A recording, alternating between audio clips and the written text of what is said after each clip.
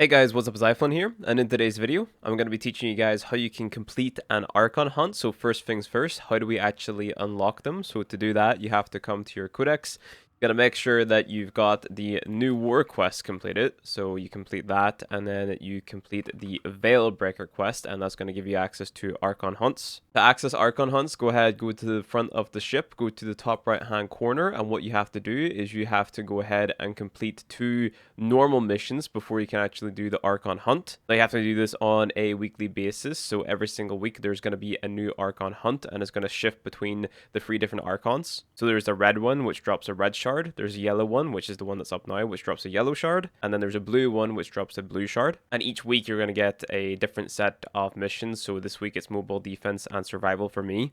And then the final mission is just the boss fight with the Archon. This is kind of like a sortie, so you can also get other rewards as well. So you can see here on the reward pool, you've got Riven Mod, an Item Sculpture, Boosters, Endo, Kuva, Exilus Adapters, 3x Forma, Orc Catalyst, Reactor Blueprints, and a Legendary Core. And then finally the Amber Shard, or for you it'll be Crimson or Assured, depending on when you do it. Now it does show that you get like bonuses, so like your Mesa has more strength, more health, and then it shows you different weapons and stuff like that, but I want you to totally ignore those. But you can go ahead and use any Warframe and weapon to complete the standard 2 missions that it throws at you. There's no like loadout lock-in or anything like that, so you can use any frame for any mission and you can come in and swap things out if you need. But for the actual Archon hunt itself, I recommend using a frame that is really quick. So your options are like Titania, Volt, Wukong, or if you're really struggling, you might want to use something that has a lot of survivability, such as Overguards. So for example, you've got Rhino, you've got Styanax, you've got Dante, maybe Revenant. I like to just get these done out of the way pretty quickly, so I go ahead and I use Titania basically every single time. What makes Titania fast is her Razorwing Blitz augment. So flight speed is increased by 25% and fire rate increased by 25% for 8 seconds when using abilities, stacks up to 4 times. So I load into a mission,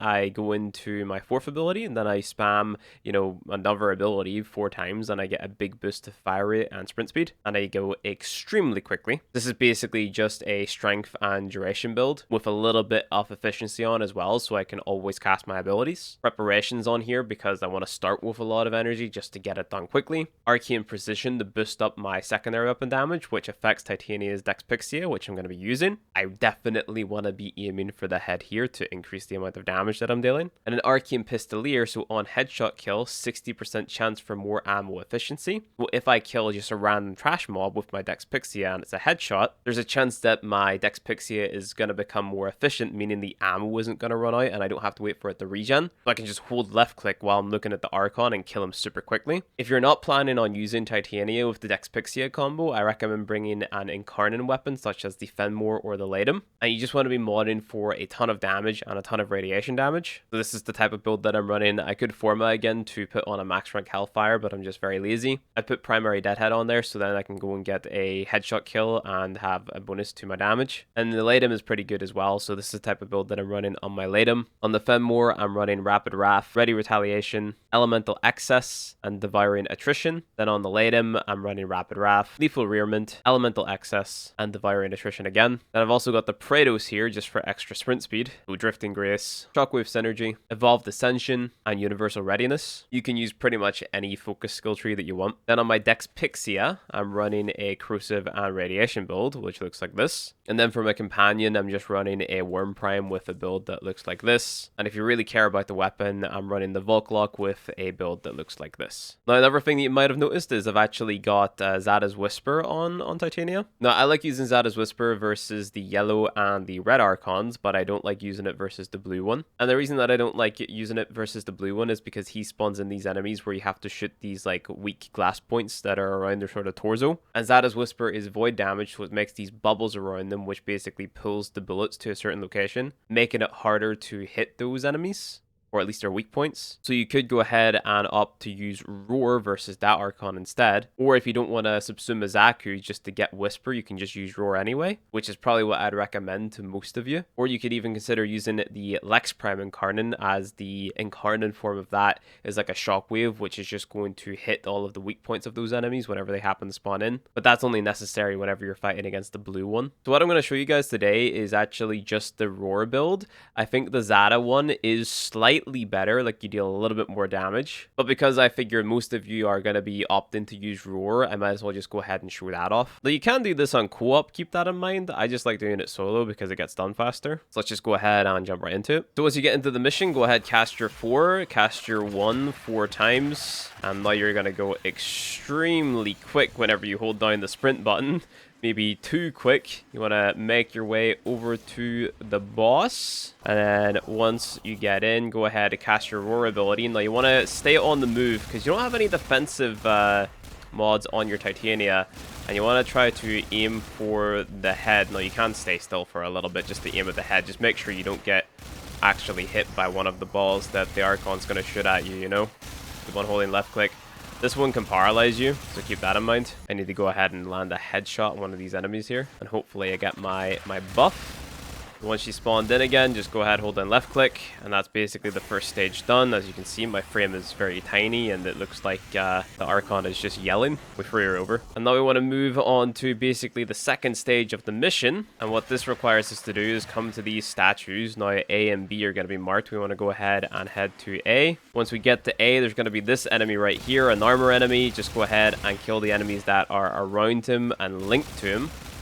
Gonna be some sentients and stuff. Just kill anything that you find annoying. Make sure to stay on the move so you don't die. Hold down left click on the guy and he's gonna drop a key. Go out of your pixie form, pick up that key, and then you want to head all the way back to that gate that we got to. You want to go ahead and take the key and put it into the hands of one of these statues. Then we're going to go ahead and head over to B. Same story, we just want to kill the enemies that this guy is linked to. Then we want to hold left click on him until he dies, like so. Pick up that key again, and you want to head to that barrier again. While you're here, you might want to, you know, just slow down and shoot some of the enemies in the head to build up your incarnate form if you want. Go ahead, put the key in the last guy's hand, go back into your pixie mode, cast your ability 4 times, and once we get into the room, we're going to go ahead and cast our Roar ability, if I can stop hitting things. Okay, we're in the room, we just go ahead, cast Roar, and now we hold down left click whenever we're able to damage the boss. Gotta kill these guys around them first. Remember, always aim for the headshots to increase the amount of damage that you're dealing. Now you can go ahead and left click on the boss like so. You just keep on holding, keep on holding, keep on holding. See how my Dex Pixia ammo isn't going down? Well, it wasn't. Simply because I was landing headshot kills and that Arcane was proccing for us. Just hold left click on his head and he's eventually gonna die. There we go, he's all dead. And now we have to get out of our pixie form, walk up to him. Go ahead, press the finisher button.